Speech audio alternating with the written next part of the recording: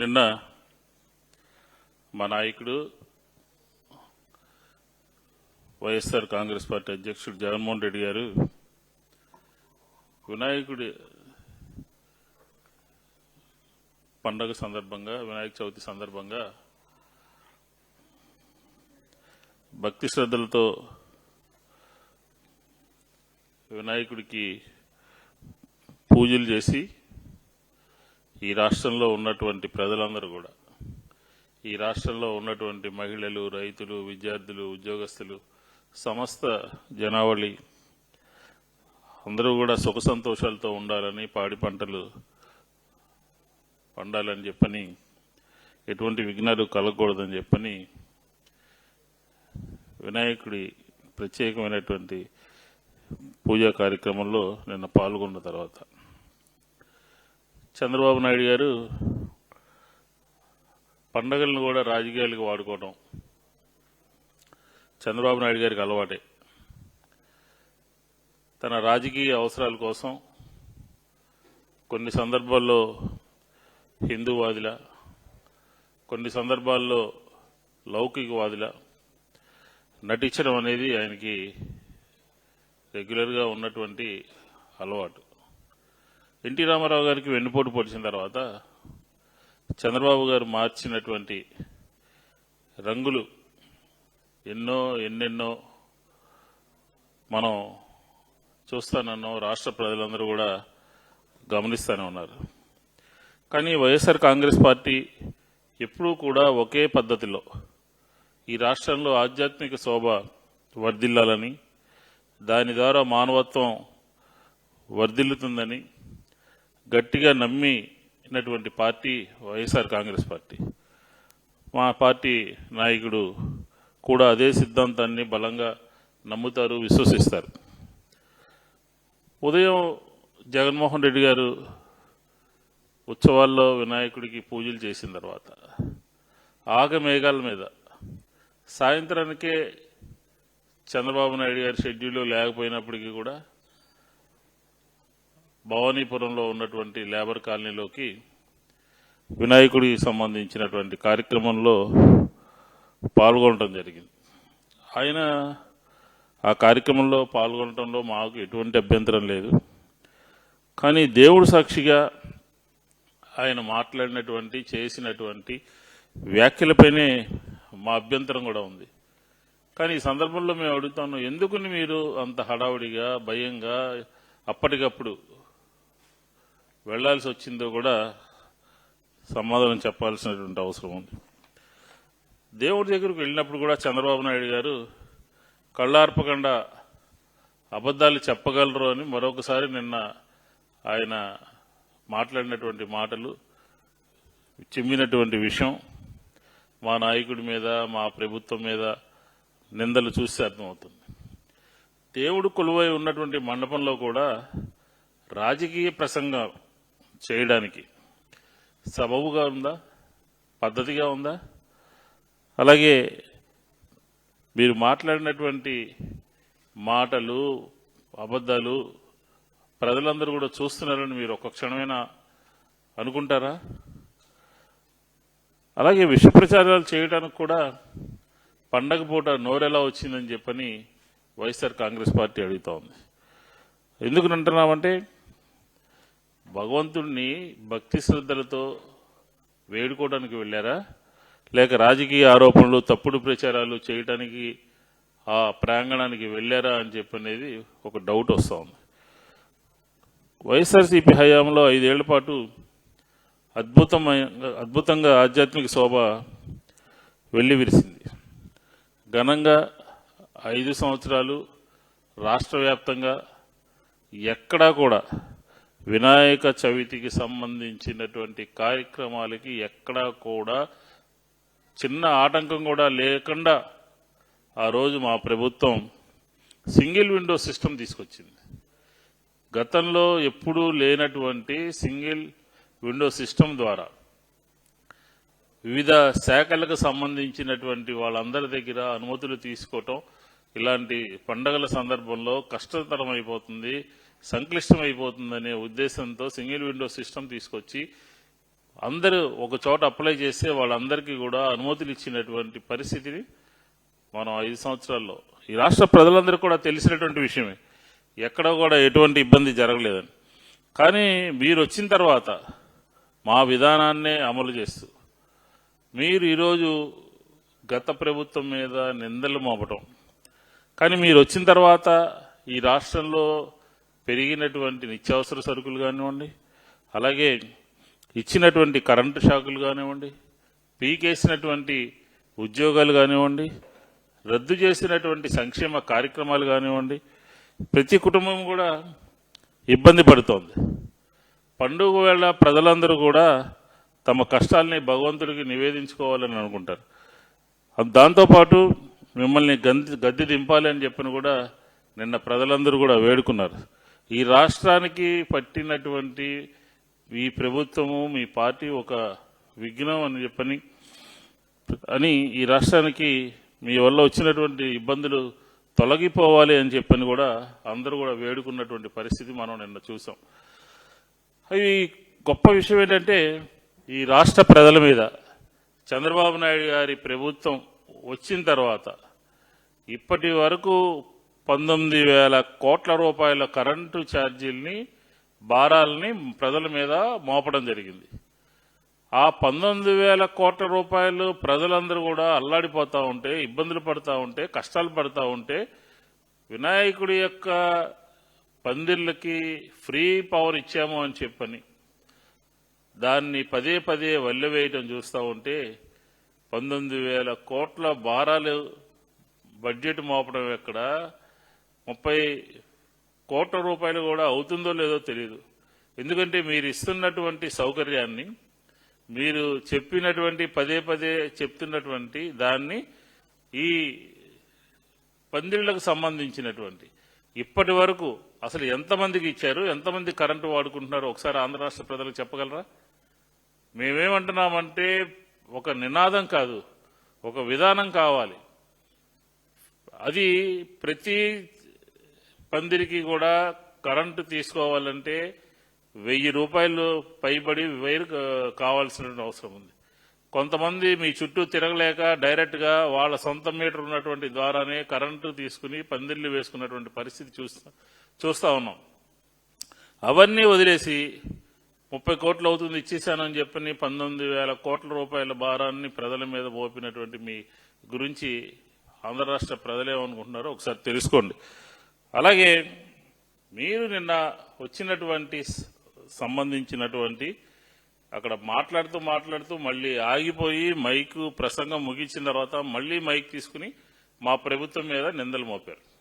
ఆ డూండి వినాయకుడికి సంబంధించినటువంటి సంస్థ 2000 మీరు గతంలో అధికారంలో ఉన్నటువంటి తరుణంలో 2015లో ఘంటసాలలో చేశారు, 2016లో ఘంటసాలలో చేశారు, 2017లో జిమ్ఖానా గ్రౌండ్లో చేశారు, మళ్ళీ 24లో ఈ ప్రభుత్వం వచ్చిన తర్వాత అక్కడ పెట్టడం జరిగింది. 2018లో మీ ప్రభుత్వం ఏముంది, ఎందుకు చేయలేకపోయింది అని చెప్పని మీరు చెప్పాలి.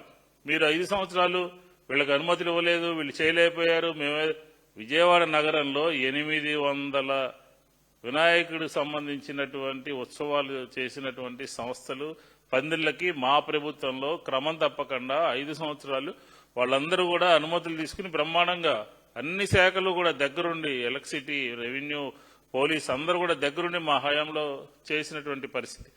ఈరోజు మీ సంబంధించి ఈ సంస్థ 18లో చేయకపోవడానికి కారణం ఏంటో కూడా చెప్పాలి కదా. మీరు ఆ రోజు మీరే కదా అధికారంలో ఉంది, మీరు అధికారంలో ఉన్నప్పుడు ఎందుకు చేయలేకపోయారో ప్రజలకు చెప్పాల్సిన అవసరం ఉంది కదా. అలాగే మీరు వెళ్ళినటువంటి సంస్థ వ్యాపారస్తుల దగ్గర నుంచి ఎంత డబ్బు వసూలు చేసిందో కూడా మీరు తెలుసుకుంటే ఒకసారి బాగుంటుందని చెప్పని కూడా ఈ సందర్భంగా తెలియజేసుకుంటాను. అలాగే విజయవాడ నగరంలో మీకు సంబంధించినటువంటి మీ ప్రభుత్వంలో 40 దేవాలయాల్ని మీరు కూలగొట్టడం జరిగింది కృష్ణా పుష్కరాల సందర్భంగా. అలాంటిది మీరు దేవాలయాల గురించి మాట్లాడితే ఎట్లా? దేవుడు దొంగ దండాలు పెడితే వినాయకుడు క్షమించడంట. ఎవరి దొంగదండాలు అని చెప్పని వైఎస్ఆర్ కాంగ్రెస్ పార్టీ అడుగుతుంది. భక్తి శ్రద్ధలతో నియమ నిష్టలతో వినాయకుడికి వినాయక చవితి రోజున దండం పెట్టుకుంటే కంగారు పడిపోయినటువంటి మీరు మా మీద లేనిపోయిన మా నాయకుడి మీద లేనిపోయినటువంటి అభాండాలు లేనిపోయినటువంటి అబద్ధాలు ప్రచారం చేయడం కోసం ఉన్నారా అని చెప్పని కూడా అడుగుతున్నాను. ఒకసారి మనం చరిత్ర చూస్తే మీరు కూలగొట్టినటువంటి ఆలయాలని విజయవాడ నగరంలో పునర్నిర్మించింది వైఎస్ జగన్మోహన్ రెడ్డి గారు కాదా అని చెప్పని అడుగుతా ఉన్నాం. అలాగే 1000 కాళ్ల మండపం తిరుమల తిరుపతి దేవస్థానంలో 1000 కాళ్ల మండపాన్ని మీ హయాంలోనే కదా కూల్చేసింది, మీరున్నారు కదా అప్పుడు. ఈ వినాయకుడి గురించి మీరు మాట్లాడడానికి ఒక నైతిక అర్హత కూడా మీకు లేదు. ఎందుకంటున్నామంటే మీ సొంత జిల్లాలో కాణిపాకంలో 2019-24 మధ్య జగన్మోహన్ రెడ్డి గారి ప్రభుత్వంలో ఆ దేవాలయం యొక్క రూపురేఖల్ని మార్చి శంకుస్థాపన చేసి ఆ దేవాలయాన్ని తిరిగి ప్రారంభించినటువంటి జగన్మోహన్ రెడ్డి గారి ప్రభుత్వంలో అవునా కాదా అని చెప్పని అడుగుతా ఉన్నారు. మీరు ఎందుకు చేయలేకపోయారు? మీరు గత 15-20 సంవత్సరాలుగా ముఖ్యమంత్రిగా మీ సొంత జిల్లాలో ఉన్నటువంటి దేవాలయం, పైగా కాణిపాక వినాయకుడికి సంబంధించి బంగారు సంబంధించినటువంటి రథం, ఆ బంగారు రథాన్ని కూడా జగన్మోహన్ రెడ్డి గారి హయాంలోనే ఆర్డర్ ఇచ్చాము, తయారు చేయించాము, స్వామివారికి ఉపయోగంలోకి తీసుకొచ్చాము. అది మా ప్రభుత్వం యొక్క ఘనత కాదా అని చెప్పని కూడా అడుగుతా ఉన్నాం. కాబట్టి మీరు మాట్లాడేటటువంటి మాటలన్నీ కూడా పచ్చిగా అబద్ధాలు. అదే తిరుపతిలో కూడా మొన్న ఈ మధ్య మనం చూసాం, వైకుంఠ ఏకాదశి రోజున ఎన్ని మరణాలు సంభవించినాయో. తిరుపతితో పాటు సింహాచలంలో కూడా చూసాం. ఎప్పుడైనా ఏనాడైనా ఈ దేవాలయాల్లో ఇలాంటి మరణాలు సంభవించాయా మీ ప్రభుత్వ హయాంలో తప్ప? 100 సంవత్సరాల సంబంధించినటువంటి ఒకిళ్లమాత వెంకటేశ్వర స్వామి వారి తల్లి దేవాలయాన్ని ఎవరు కట్టించారండి? ఎవరి హయాంలో ప్రారంభించారండి? ఎవరు దానికి పూనుకున్నారండి? విజయవాడ అమ్మవారి టెంపుల్కి ఏనాడైనా ప్రభుత్వం నుంచి ₹1 ఇచ్చినటువంటి ఆనవాయితీ కానీ ఘనత కానీ ఉందా? అదే జగన్మోహన్ రెడ్డి గారి నాయకత్వంలో 75 కోట్ల రూపాయలు అప్పటికప్పుడు దసరాల్లో జీవో ఇచ్చి డబ్బులు జమ చేస్తే ఈరోజు ఆ అభివృద్ధి కార్యక్రమాలని అరకొరగా నడుపుతా ఉన్నారు. దీనికి ఎవరు బాధ్యులు? మీరు కాదా? దేవాలయ వ్యవస్థ గురించి, హిందూ ధర్మాన్ని గురించి మాట్లాడేటటువంటి నైతిక హక్కు తెలుగుదేశానికి లేనే లేదు.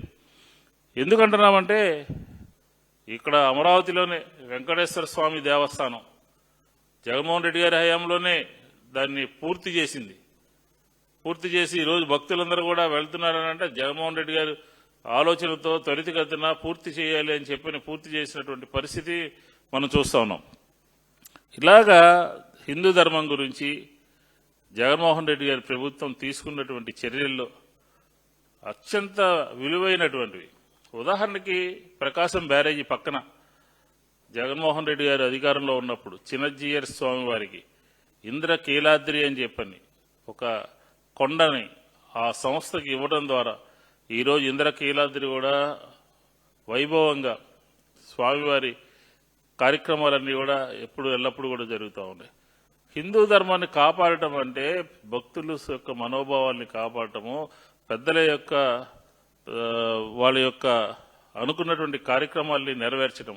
ఇదే కాదు, గణపతి సచ్చిదానంద స్వామీజీ వారికి సంబంధించినటువంటి పొలం సంబంధించినటువంటి ఇష్యూస్లో అనంతపురంలో వారి ల్యాండ్ వారికి ఇచ్చే విధంగా ఆనాడు జగన్మోహన్ రెడ్డి గారి ప్రభుత్వం పనిచేయడం జరిగింది. దాని మూలంగా ఈరోజు అక్కడ హాస్పిటల్ కట్టి 100,000 మందికి ఈరోజు ఆ సంస్థ పనిచేయడం జరుగుతుంది. ఇది కాకుండా అసలు ప్రధానమైనటువంటి విషయం ఏంటంటే స్వరూపానంద స్వామీజీ విశాఖపట్నంలో హిందూ ధర్మం కాపాడటం కోసం అనేక దేవాలయాల్లో ధ్వజస్తంభాలు ఎత్తడం కానీ, హిందూ కార్యక్రమాల్లో పాల్గొనడం కానీ, చాతుర్మాస దీక్షలు చేయడం కానీ, హిందూ ధర్మాన్ని కోసం పాటుపడేటటువంటి స్వరూపానంద స్వామీజీకి ప్రభుత్వము భూములు కేటాయిస్తే ఆ భూముల్ని లాక్కుని కక్షగట్టి ఆయన దగ్గర నుండి ఇచ్చినటువంటి భూముల లాక్కుల మీద ఆయన మీద తప్పుడు ప్రచారం చేసి విష ప్రచారం చేసినటువంటి మీ సర్కారు హిందూ ధర్మాన్ని, చంద్రబాబు గారి సర్కార్ హిందూ ధర్మాన్ని కాపాడుతుందని అంటే ఆంధ్ర రాష్ట్ర ప్రజలు ఎవరన్నా నమ్ముతారా అని చెప్పని కూడా ఈ సందర్భంగా అడుగుతా ఉన్నా. హిందూ ధర్మం మీద గౌరవం ఉందా, ఇది దుర్మార్గం కాదా అని చెప్పని కూడా వైఎస్ఆర్ కాంగ్రెస్ పార్టీ ప్రశ్నిస్తుంది.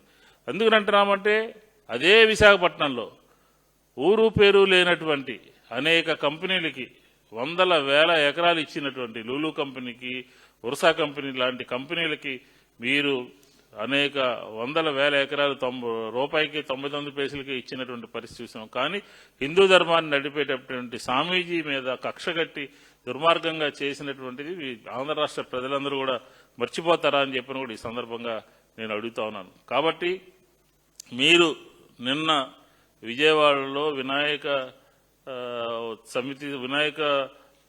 ఉత్సవాల్లో, వినాయక చవితికి సంబంధించినటువంటి ఉత్సవాల్లో మీరు పాల్గొని మాట్లాడినటువంటి మాటలు అది సబబుగా లేవు.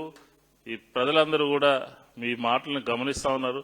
కాబట్టి మేము ఒకటే అడుగుతా ఉన్నాం, మా మీద బుర్ర జల్లేటటువంటి కార్యక్రమం, మా మీద మీరు తప్పుడు ఆరోపణలు చేసేటటువంటి కార్యక్రమం మానుకోవాలి అని చెప్పని. ఎందుకంటే ఆ 5 సంవత్సరాలు మా ప్రభుత్వ హయాంలో విజయవాడ నగరంలో అనేక చోట్ల అనేక ప్రాంతాల్లో దాదాపుగా 800 వరకు కూడా మేము అందరికీ కూడా అనుమతులు ఇచ్చి సింగిల్ విండో సిస్టమ్ తీసుకొచ్చి చేయటం జరిగింది.